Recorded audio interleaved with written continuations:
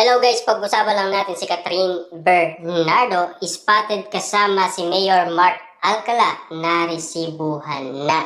Grabe nga naman kasi 'di ba? Talagang tuloy-tuloy na ang mga resibong ayuda galing umano kina Mayor Mark Alcala at Catherine Bernardo na talagang spotted na spotted ang dalawa na talagang walang makakapigil kahit sino man, diba? Na talagang kitang-kita ang mga moment ng dalawa na talagang ang daming kinikilig umano, lalong-lalo na si Catherine Bernardo.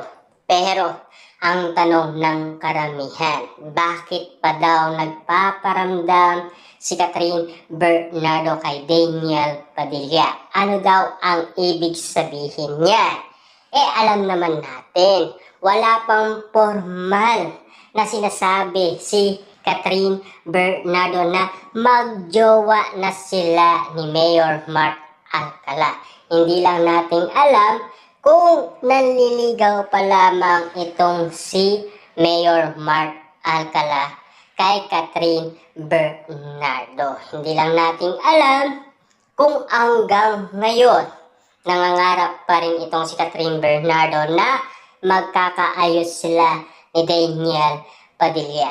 Sana nga maging totoo ang mga inala ng karamihan.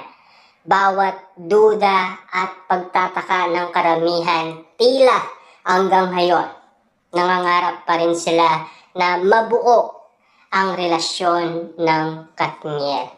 Pero at least nabuhayan ng loob ang karamihan, lalong-lalo na si Ogie Diaz. Dahil alam nyo naman, noon wala siyang maipakitang resibo dahil sa kanyang sinasabi sa atin na magjowa na daw sina Catherine Bernardo at Mayor Mark Alcala. Kahit wala pang formal galing umano sa dalawa kung magjowa na nga ba talaga sila.